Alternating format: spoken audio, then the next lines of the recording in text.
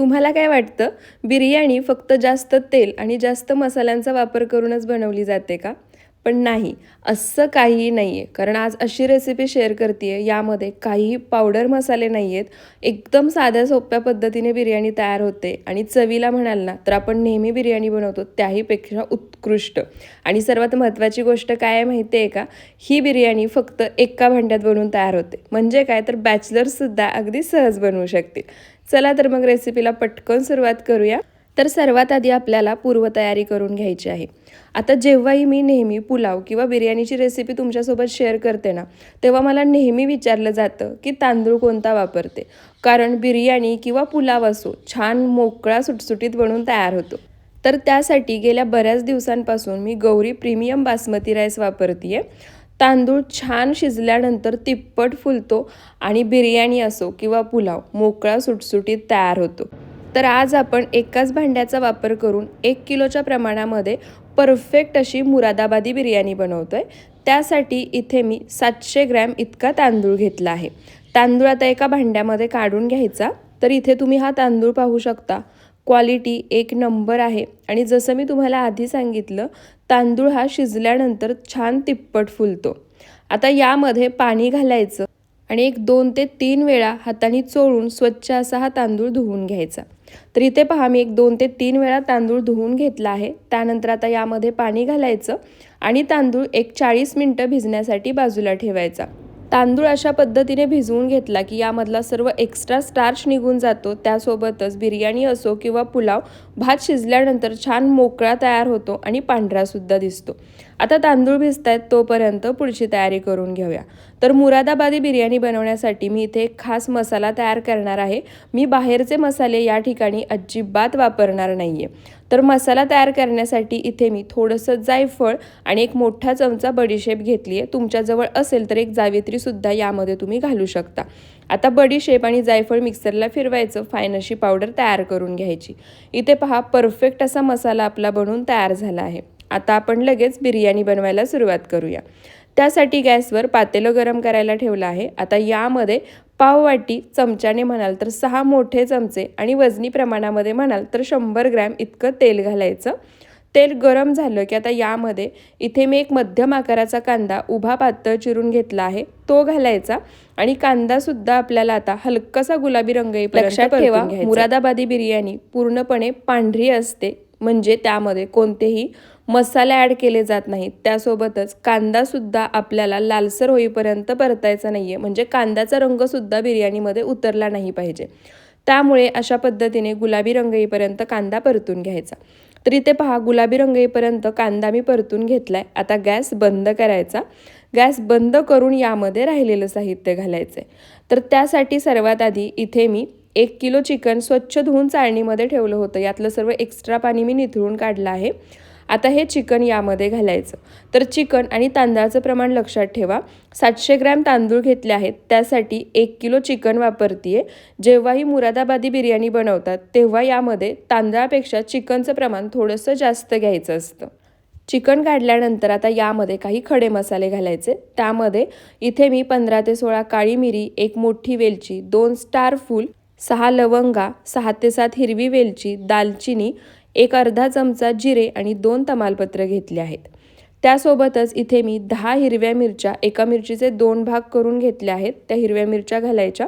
मुरादाबादी बिर्याणी तिखटाला कमी असते, पण जर तुम्हाला तिखट आवडत असेल तर हिरवी मिरची थोडीशी जास्त वापरली तरीसुद्धा चालेल. त्यानंतर नाश्त्याच्या चमच्याने 2 चमचे यामध्ये आलं लसूण पेस्ट घालायची आणि 200 ग्रॅम म्हणजे 1 वाटी इतकं या ठिकाणी मी दही घेतले, ते दहीसुद्धा घालायचं. आता दही घेताना लक्षात ठेवा, दही जास्त आंबट नसावं. जर दही जास्त आंबट असेल तर फक्त 100 ग्रॅम म्हणजे अर्धी वाटीच वापरा. जर दही आंबट नसेल तर पूर्णपणे 200 ग्रॅम दह्याचा वापर या ठिकाणी करायचा आहे. त्यानंतर चवीनुसार किंवा 2 चमचे मीठ घालायचं. लक्षात ठेवा, गॅस बंद आहे. आता काय करायचं, सर्वात आधी हे सर्व साहित्य आपल्याला मिक्स करून घ्यायचं आहे. गॅस बंद असताना सर्व साहित्य मिक्स करून घेतलं की दही फाटणार नाही आणि अगदी व्यवस्थित मिक्स होईल. सर्व साहित्य मिक्स करून झाल्यानंतरच आपल्याला गॅस चालू करायचं आहे. तर इथे पहा, जे काही सर्व साहित्य आपण यामध्ये घातलं होतं ते छान एकसारखं मिक्स झाले, छान एकजीव झाले. आता काय करायचं, गॅस चालू करायचा आणि सुरुवातीला गॅसचा फ्लेम मोठाच ठेवायचा आणि मोठ्या आचेवरतीच हे चिकन आपल्याला एक 2 ते 3 मिनटं छान असं परतून घ्यायचं आहे. चिकन एक 2 ते 3 मिनटं मोठ्या आचेवर परतून झालं की गॅसचा फ्लेम पुन्हा मीडियम टू लो करायचा आणि याच पद्धतीने चिकन परतून घेत राहायचं जोपर्यंत चिकन 80 ते 85% शिजत नाही. तर इथे पहा, मोठ्या आचेवर एक 2 मिनटं मी चिकन छान असं परतून घेतलं आहे. तुम्ही पाहू शकता चिकनला पाणीसुद्धा सुटायला लागलं आहे. आता काय करायचं, गॅसचा फ्लेम मीडियम टू लो करायचा आणि याच पद्धतीने चिकन परतून घेत राहायचं.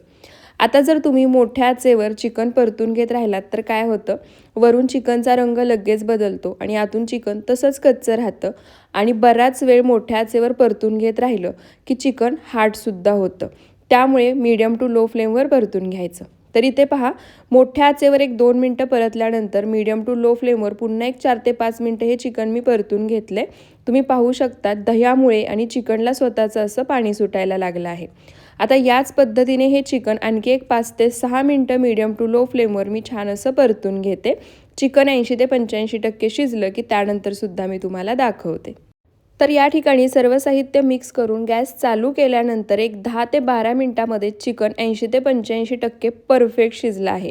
त्यासोबतच चिकनला स्वतःचं असं आणि दह्यामुळे तुम्ही पाहू शकता पाणीसुद्धा अगदी छान सुटलं आहे. त्यासोबतच इथे तुम्हाला दाखवते मी चिकनसुद्धा परफेक्ट शिजलं आहे. तुम्ही पाहू शकता.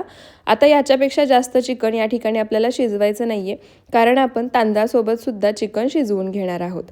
तर आता काय करायचं, यामध्ये पाणी घालायचं. पण पाणी घालण्यापूर्वी पुन्हा गॅस आपल्याला बंद करायचा. तर इथे पहा, गॅस मी बंद केला आहे, तुम्हाला दाखवते.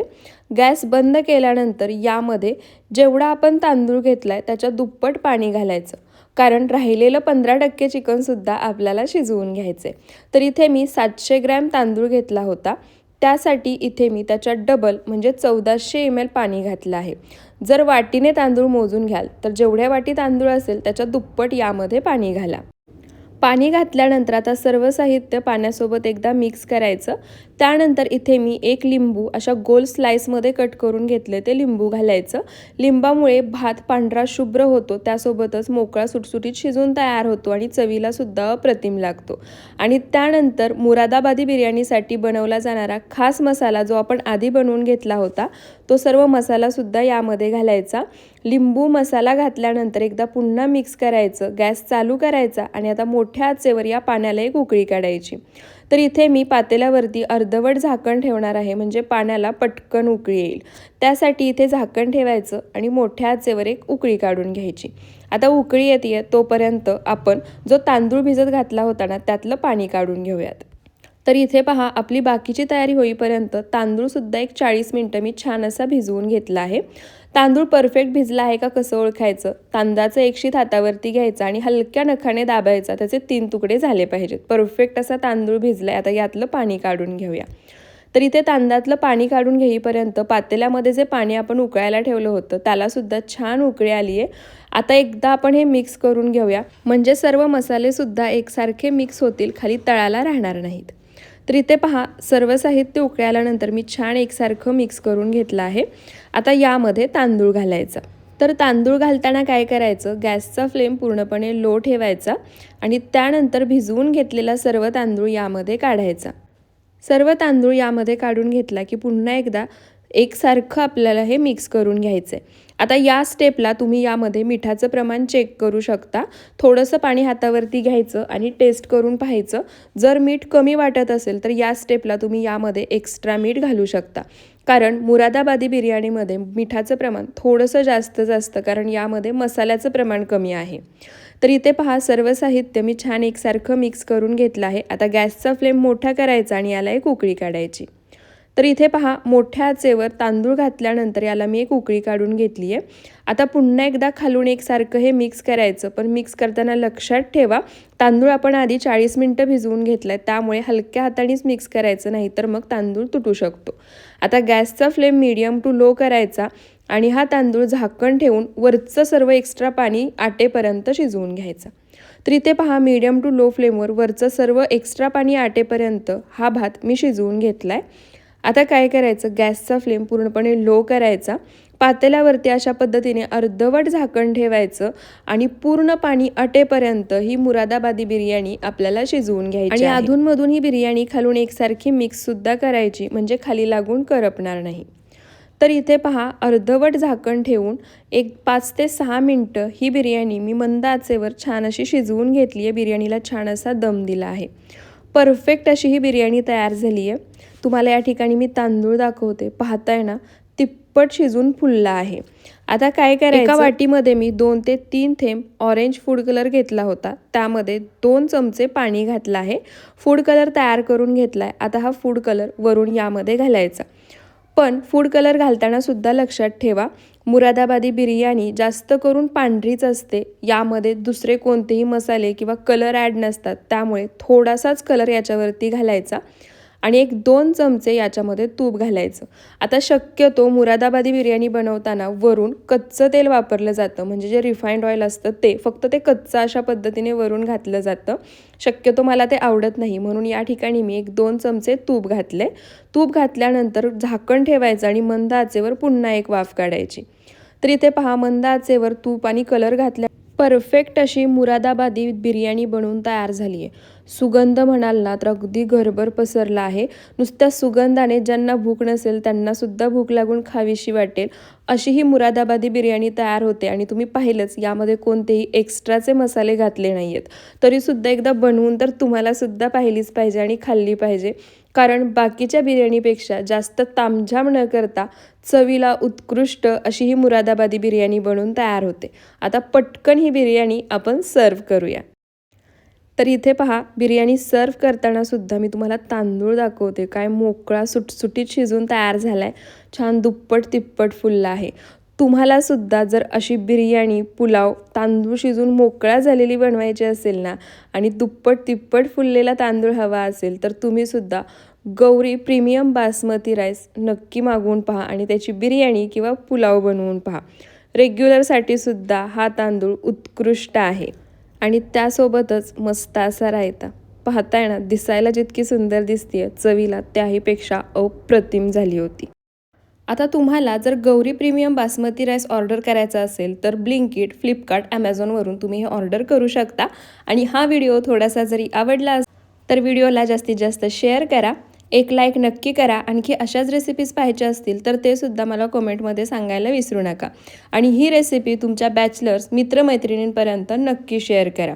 पुन्हा भेटूयात अशाच साध्या, सोप्या, नवनवीन रेसिपी व्हिडिओजसोबत. व्हिडिओ शेवटपर्यंत पाहिल्याबद्दल